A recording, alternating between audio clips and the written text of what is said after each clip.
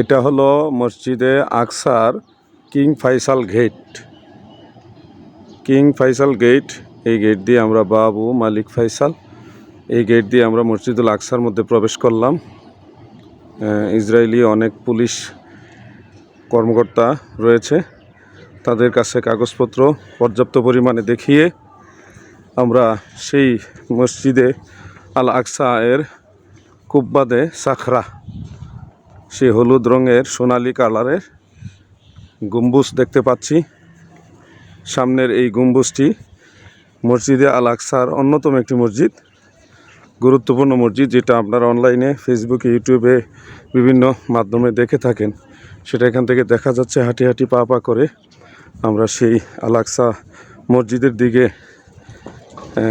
কুব্বাতে সাখরার দিকে এগিয়ে যাচ্ছি।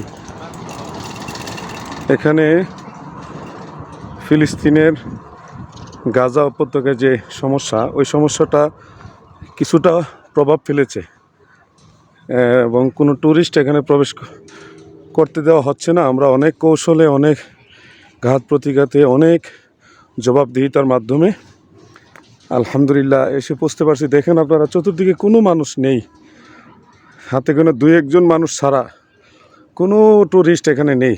এরা লোকদেরকে প্রবেশ করতে দিচ্ছে না। এবং গতকাল আমরা দেখেছি আসর নামাজের পর একজনকে।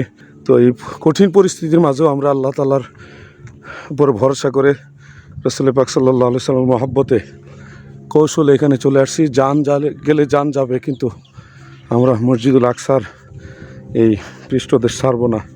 এটা হলো 1,24,000 সমস্ত নবী রাসূলগণ তিনাদের পবিত্র কদম মোবারকের পদচারণার জায়গা। হযরত আদম আলাইহিস সালামের ঘটিত এই মসজিদুল আকসা, আল আকসা মসজিদ, এটা দ্বিতীয় ঘর। প্রথম ঘরটি হলো বাইতুল্লাহ শরীফ, কাবা ঘর। আমরা ধীরে ধীরে সেই মসজিদুল আল আকসা এর কুব্বাদে সাখরা, এইটার ভিতরে একটা ছোট্ট একটা পাহাড় রয়েছে। এই মসজিদটার ভিতরে একটা পাহাড় রয়েছে গম্বুজের বরাবর নিচে। ওই পাহাড়ের উপর থেকে আল্লাহ রসুল সাল্লাল্লাহু আলাইহি সাল্লাম মেরাজে গিয়েছিলেন বুরাকের উপর সাওয়ার হয়ে। এখন সে গেটটি বন্ধ, বিকালবেলা খোলা হবে ইনশাল্লাহ, আপনাদেরকে পরবর্তীতে দেখাবো।